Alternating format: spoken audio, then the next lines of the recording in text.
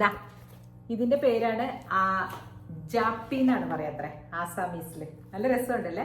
ഞങ്ങള് ട്രാവലിനൊക്കെ പോയിരിക്കുകയായിരുന്നല്ലോ, അപ്പോൾ വാങ്ങിച്ചതാണ് അവിടുത്തെ ഒരു ഹാൻഡ്ലൂം ഹാൻഡിക്രാഫ്റ്റ്സ് ഷോറൂമിൽ നിന്ന്. അരവിന്ദ് ജനിച്ചു വളർന്നത് ആസാമിലാണ്. ദുലിയാജാൻ എന്ന് പറഞ്ഞ സ്ഥലത്താണ് അവർ ആദ്യം താമസിച്ചിരുന്നത്. കുറേ വർഷങ്ങളോളം, 10-20 വർഷത്തോളം അവിടെയായിരുന്നു. പിന്നെ ലാസ്റ്റ് 9 വർഷം ഗുവാഹട്ടിയിലായിരുന്നു. ഞങ്ങൾ ഗുവാഹട്ടിയിലാണ് പോയത്. ഗുവാഹട്ടിയാണ് മെയിൻ സിറ്റി അവിടുത്തെ ആസാമിലെ. ഡിസ്പൂരാണ് ക്യാപിറ്റൽ. പക്ഷേ ആ സെക്രട്ടേറിയറ്റ് ഇരിക്കുന്ന സ്ഥലത്തിനാണ് ഡിസ്പൂർ എന്ന് പറയുന്നത്, ഗുവാഹട്ടിയുടെ അകത്ത്. സോ ഇത് നല്ല ഭംഗിയുണ്ട്. വെറും സിമ്പിൾ. ഇത് കണ്ടോ, ഇതിൻ്റെ ഉള്ളിൽ ഇങ്ങനെ അവർക്ക് ഈ മുളയില്ലേ, ബാംബു നിറച്ചുണ്ട്. ഈ ഹാൻഡിക്രാഫ്റ്റ്സിന് ആണ് അവിടുത്തെ പ്രത്യേകത. 60 രൂപയുള്ളൂ ഇപ്പോഴും കേട്ടോ. എത്ര വർക്ക് ചെയ്തിട്ടുണ്ടാവും. പണ്ടപ്പോൾ എത്ര ഉണ്ടായിട്ടുണ്ടാവും അല്ലേ, ഒരു 2, 3, 5 രൂപ വല്ലതും ഉണ്ടായിട്ടുണ്ടാവും. അപ്പം അത് ഞാൻ കല്യാണം കഴിച്ച് ചെന്നപ്പോൾ നല്ല ഭംഗിയായിട്ട് വെച്ചിട്ടുണ്ടായിരുന്നു അവിടെ. അപ്പം ഞാൻ പറഞ്ഞു എനിക്കിത് ഒരെണ്ണം കിട്ടിയിരുന്നെങ്കിൽ നല്ലതായിരുന്നു എന്ന് പറഞ്ഞപ്പോൾ അതവിടെ ഇരിക്കുകയല്ലേ, വേറെ ഇല്ല എന്ന് പറഞ്ഞു കേട്ടോ. അത് കഴിഞ്ഞ് അമ്മ പറഞ്ഞു. അപ്പോൾ ഞങ്ങൾ പോയി മദ്രാസിൽ പോയി, ഞങ്ങൾക്ക് തന്നില്ല. അമ്മയുടെ വിജുവ് പറയാൻ വന്നതാണെന്ന് ഓർക്കും. അല്ല, ഈ തൊപ്പി ഞാൻ മാനിഫെസ്റ്റ് ചെയ്തെടുത്തത് പറയാണ്. എന്നിട്ട് ഒരു ദിവസം തിരിച്ച് പിന്നീട് കുറേ നാളുകളൊക്കെ കഴിഞ്ഞപ്പോൾ അനുജൻ്റെ കല്യാണമൊക്കെ കഴിഞ്ഞ് കഴിഞ്ഞപ്പോൾ അവര് വീടുണ്ടായിരുന്നില്ല, അവര് വാടക വീട്ടിലായിരുന്നു. അത് കഴിഞ്ഞ് അവർ ഇവിടെ വന്നതിന് ശേഷം വീട് മേടിച്ചാണ് ഈ അനുജൻ്റെ ഭാര്യ വീട്ടുകാർ. അപ്പോൾ അവർക്ക് കൊണ്ട് ഗിഫ്റ്റ് കൊടുത്തിരിക്കുന്നു.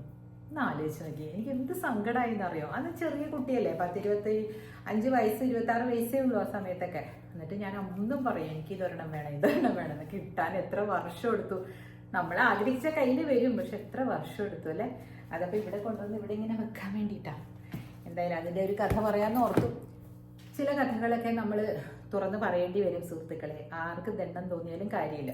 നിങ്ങൾ പുതിയ അമ്മായിയമ്മമാർ അല്ലെങ്കിൽ എന്നെപ്പോലെ ഉള്ള അമ്മായിമാരാണെങ്കിൽ മരുമക്കൾ ചോദിച്ചാൽ അതിനായിരിക്കണം പ്രിഫറൻസ്. ഞാനാണെങ്കിൽ എടുത്തങ്ങ് കൊടുത്തേനെ. എനിക്ക് അപ്പോൾ പറയും ചേച്ചിക്ക് ഇല്ലാത്തതുകൊണ്ട് ചേച്ചി ഇങ്ങനെ പറയണതാണ്. അല്ല, അതുകൊണ്ടല്ല. നമ്മുടെ വീട്ടിലെ നമ്മുടെ മകൻ്റെ വീട്ടിലേക്കല്ലേ അത് ചോദിച്ചത്. അപ്പോൾ അതൊരു കാര്യം. ആസാമിനെ പറ്റി പറയട്ടെ. നോർത്ത് ഈസ്റ്റ് നമ്മൾ ചെല്ലുമ്പോൾ തന്നെ വെൽക്കം ടു ദി 7 സിസ്റ്റേഴ്സ് എന്നും പറഞ്ഞാണ് കേട്ടോ എഴുതിയിരിക്കണേ. അതും 30 വർഷം 29 വർഷമായിട്ട് ഞാൻ ആഗ്രഹിച്ചുകൊണ്ടിരിക്കുന്നതാണ് അവിടെ ഒന്ന് പോകണം, കാണണം. ഇവരൊക്കെ പറയുന്ന കേൾക്കുമ്പോഴേ നല്ല രസമുള്ള സ്ഥലം. അതായത് വളരെ കാം ആൻഡ് ക്വയറ്റുമാണ്. ആളുകളെല്ലാം ഭയങ്കര സിമ്പിൾ തിങ്കിങ്.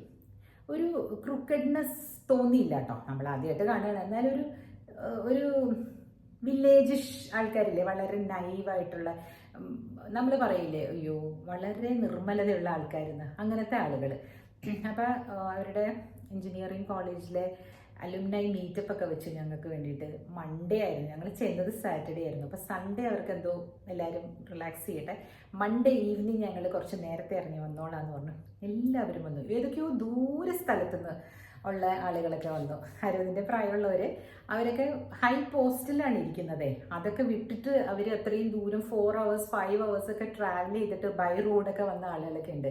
എനിക്ക് ഭയങ്കര ഓവർവെൽഡായി. നമ്മൾ ഇപ്പം ചെയ്യുന്നുണ്ട് ഈ അലുമിനി മീറ്റും ഇതൊക്കെ ചെയ്യുന്നുണ്ട്, ഇല്ലയെന്നല്ല ഞാൻ പറഞ്ഞത്. ഞങ്ങൾ 35 years ആയിരുന്നു അരവിന്ദ് അവരെ കണ്ടിട്ട്. കാരണം എഞ്ചിനീയറിംഗ് ഒക്കെ കഴിഞ്ഞ് പിന്നെ കണ്ടിട്ടേ ഇല്ലല്ലോ. ഇവർ കേരളത്തിലേക്ക് പോകുന്നില്ലേ.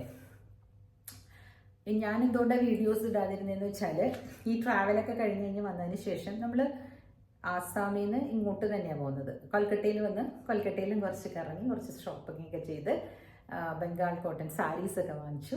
നേരെ ഇങ്ങോട്ട് അബുദാബിയിലേക്ക് തന്നെയാണ് വന്നത്. We didn't go to Kerala. കാരണം അവിടെ ചെന്ന് കഴിഞ്ഞാൽ ഈ പറഞ്ഞ പ്രശ്നമല്ലേ, എറണാകുളത്ത് ചെന്ന് കഴിഞ്ഞാൽ പിന്നെ മാവേലിക്കരയ്ക്ക് പോകണം.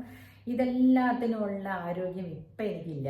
നമുക്കും ഉണ്ടല്ലോ ഇപ്പം പ്രായത്തിൻ്റെതായ ആവശ്യതകളൊക്കെ കുറച്ചൊക്കെ വന്നു തുടങ്ങിയിരിക്കുന്നു. മെനോപോസ് ഇഷ്യൂസൊക്കെ ഞാൻ എപ്പോഴും എല്ലാവരോടും പറയുന്നതല്ലേ. Take care of it. അതെന്താണെന്നറിയോ, ഇവിടെ ഒരു തടസ്സം തോന്നും നമുക്ക് അനീമിയ ഉള്ളത് കാരണം. അപ്പം അതെല്ലാം കൺട്രോൾ ചെയ്തും എൻ്റെ ആഗ്രഹം സാധിക്കാൻ വേണ്ടിയിട്ടാണ് ഞാൻ ഇപ്രാവശ്യം എന്തായാലും കണ്ടിരിക്കും ആസാം എന്ന് പറഞ്ഞ് ഇവിടെ നിന്ന് പോയത് കേട്ടോ. അപ്പോൾ ഇറ്റ് വാസ് റിയലി നൈസ്. ആ ഒരു ഗെറ്റ് ടുഗെദറും പിന്നെ അവിടുത്തെ ഹാൻഡിക്രാഫ്റ്റ്സും അവിടുത്തെ അറ്റ്മോസ്ഫിയറും, പിന്നെ അവിടെ ഒരു മഴ വന്ന് ഞങ്ങൾ ചെന്ന് അന്ന് തന്നെ കേട്ടോ. ദൈവമേ, എന്തൊരു കാറ്റൊക്കെ ഇങ്ങനെയല്ലേ, ബാമ്പു കാടുകളുണ്ടായിരിക്കും, എന്തുവാന്ന ഭയങ്കര എന്നുള്ളൊരു സൗണ്ടുമായിട്ട്. അവിടെ ഉള്ളവർക്കൊക്കെ അതൊരു ശീലമാണ്. നമ്മളിത് കണ്ടപ്പോഴേക്കും ഇതെന്തോ ഒരു തൂഫാൻ എന്നൊക്കെ പറയില്ല, ആ സാധനം ഇങ്ങനെ വന്നു ഞങ്ങൾ ചെന്നപ്പോൾ. അത് ഇതുപോലെ തന്നെ ഞാനും മോളും അരവിന്ദും കൂടെ ഇവിടെ പോയിരുന്നു, ഈ ആഗ്ര. അവിടെ ഇതേപോലെ തന്നെ നമ്മൾ ചെന്നപ്പോൾ ഇതുപോലെ ഒരു തൂഫാൻ, എന്താണാവോ പ്രകൃതി എന്തോ പറയാൻ ശ്രമിക്കുന്ന പോലെ ഒന്ന് അപ്പം തന്നെ മാറി കേട്ടോ.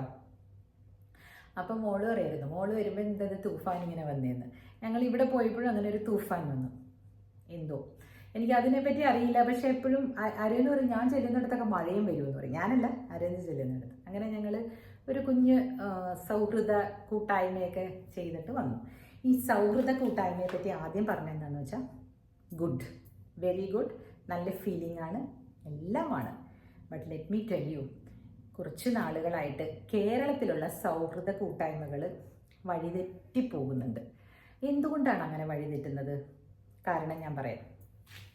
ഈ സൗഹൃദ കൂട്ടായ്മയിലേക്ക് ഭാര്യമാരെയും ഭർത്താക്കന്മാരെയും ഇൻവൈറ്റ് ചെയ്യണം. അത് ചെയ്യാതിരിക്കുന്നത് കൊണ്ടാണ്. ശരി, ചിലയിടത്ത് എല്ലാവരും കൂടിയാണ് പോകുന്നതെന്ന് പറയുന്നുണ്ട്.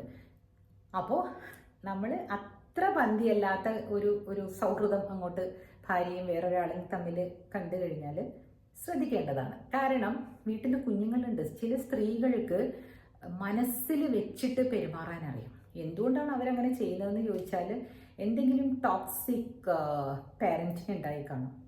അമ്മയോ അച്ഛനോ ആരെങ്കിലും അങ്ങനത്തെ രീതിയിലായിരിക്കാം അവരെ വളർത്തിക്കൊണ്ടുവരുന്നത്. അപ്പോൾ ഈ പാർട്ട്ണറിന് മനസ്സിലാക്കാൻ പറ്റണം, ഒരു ചലനമുണ്ടെങ്കിൽ മനസ്സിലാക്കാൻ പറ്റണം, അങ്ങനെ ആയിരിക്കണം. എന്തുകൊണ്ടാണ് അങ്ങനെ അവർ ഒരു ഫോൺ ഹൈഡ് ചെയ്യുന്നത്, അല്ലെങ്കിൽ ഫോൺ വരുമ്പോൾ പുറത്തേക്ക് പോകുന്നത് എന്തിനാണെന്ന് ചോദിച്ചിരിക്കണം.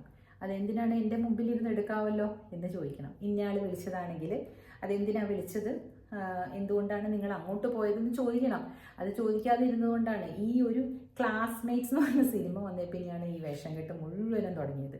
അതേപോലെ 1996 എന്ന് പറഞ്ഞിട്ടൊരു മൂവിയിൽ അത് ക്ലാസ്മേറ്റ്സ് അതിന് മുമ്പ്, അത് കഴിഞ്ഞ് ഇത് തന്നെ. എന്താണ്, ഞങ്ങളൊന്നും ക്ലാസ്സിൽ ബോയ്സിൻ്റെ അടുത്ത് ഞങ്ങൾ മിണ്ടാറ് പോലും ഇല്ല. അത് കഴിഞ്ഞ് ഇപ്പോൾ ഈ കൂട്ടായ്മ വരുമ്പോഴൊക്കെ ചിലരുടെയൊക്കെ പെരുമാറ്റം കാണണം കേട്ടോ. ഞാനതിന് പോകാറില്ല, പക്ഷെ ഞങ്ങളുടെ ക്ലാസ്സിലാകെ 30 പേരുള്ളവരെല്ലാം കുറച്ച് നല്ല കുട്ടികളാണ്.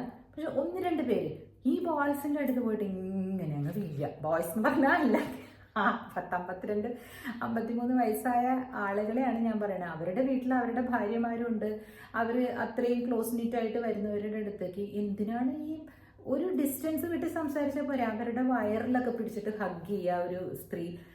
ഞാനതുകൊണ്ട് നിർത്തിയിട്ടോ, കാരണം ഞാൻ ഇതൊക്കെ കണ്ടുകഴിഞ്ഞാൽ റിയാക്ട് ചെയ്യും. ഞാൻ പറഞ്ഞു എന്തിനാണ് അങ്ങനെ സംസാരിച്ചാൽ പോരെ, നമ്മൾ പണ്ട് ഇങ്ങനെയായിരുന്നോ? അല്ലല്ലോ. ഇത് റിയാക്ട് ചെയ്യുമ്പോഴാണ് ആൾക്കാർക്ക് ഇഷ്ടമില്ല. ഈ ചേച്ചിക്ക് എന്താണ് ഇങ്ങനെ എല്ലാം നാരോ ആയിട്ട് കാണില്ലെന്ന്, ആകെ എന്താണ് നാരോ ആയിട്ട് കാണില്ലെന്ന്. It's not because of that. ഇതിനെല്ലാത്തിനും ഒരു ബൗണ്ടറി വേണം. ബൗണ്ടറി അത്യാവശ്യം തന്നെയാണ്. കാരണം നമ്മുടെ ഹോർമോൺസും അതൊക്കെ എങ്ങനെയാണ് പ്രവർത്തിക്കണമെന്നൊന്നും നമുക്ക് വലിയ പിടിയൊന്നുമില്ല. എപ്പോഴാണ് ഒരു ചെറിയ ചാനൽ തെറ്റിപ്പോകുന്നതെന്നും പറയാൻ പറ്റില്ല. അതുകൊണ്ട് ഇത്തരത്തിലുള്ള കൂട്ടായ്മകൾക്ക് ഒരു ചെറിയ എന്താ പറയണ, ഒരു അതിർവരമ്പ് വേണ്ടുന്നത് തന്നെയാണ്. കാരണം നമ്മൾ 10 15 വയസ്സ് അല്ലെങ്കിൽ 16 വയസ്സിൽ കണ്ട ആളുകളായിരിക്കില്ല ഇത്രയും വർഷങ്ങൾക്ക് ശേഷം. അവരെന്തൊക്കെ, ചിലർ നന്നായിട്ടുണ്ടാകും, ചിലർ മോശമാണായിട്ടുണ്ടാവുക മനസ്സിൽ, അല്ലെങ്കിൽ അവരുടെ മനസ്സിലിരിപ്പൻ ഒന്നും നമുക്കറിയില്ല. ജസ്റ്റ് ഈ വാട്സപ്പിൽ കണ്ടിട്ട് അതിൽ കൂടി വാട്സപ്പിൽ ചാറ്റ് ചെയ്യുക, എന്നിട്ട് അതിൽ നിന്ന് പ്രൈവറ്റായിട്ട് പോയി ചാറ്റ് ചെയ്യുക. എന്താ ആവശ്യം? നിങ്ങളുടെ കുടുംബം നിങ്ങളല്ലേ നോക്കേണ്ടത്.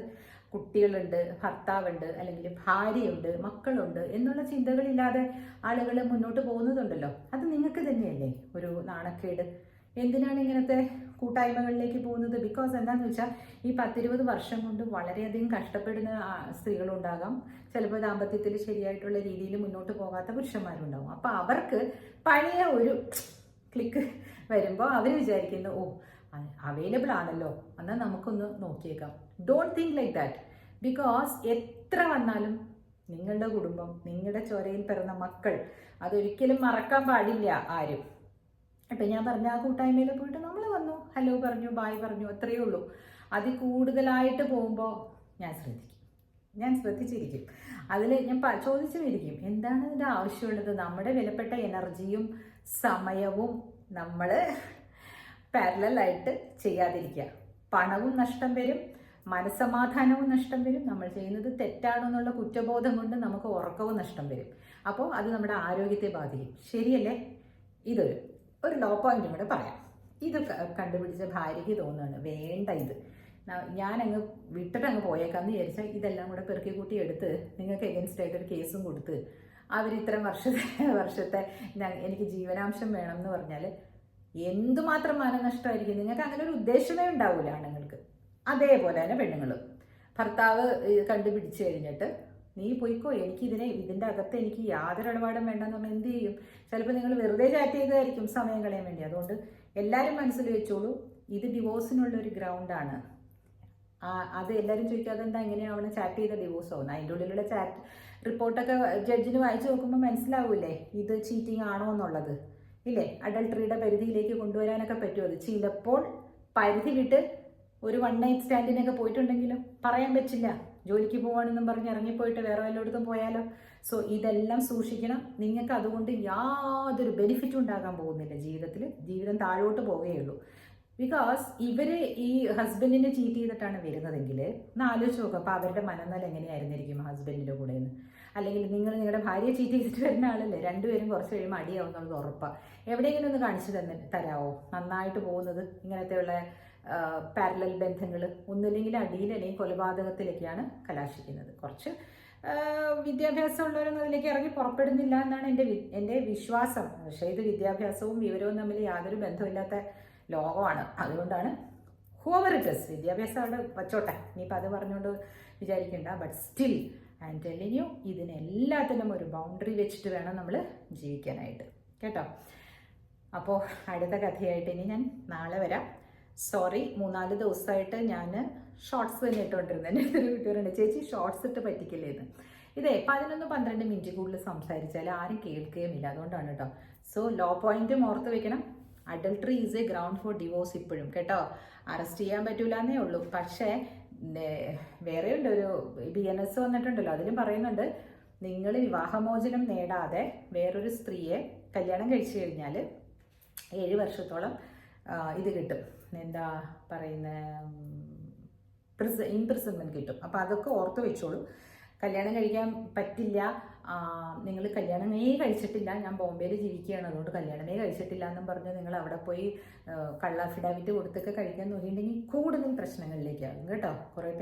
കുറേ ആളുകൾ സ്ത്രീകളെ, അധികവും ആണുങ്ങൾ ആണ് കേട്ടോ സ്ത്രീകളെ വഞ്ചിക്കുന്നത്. അതുകൊണ്ട് ജാഗരൂകരായിരിക്കുക.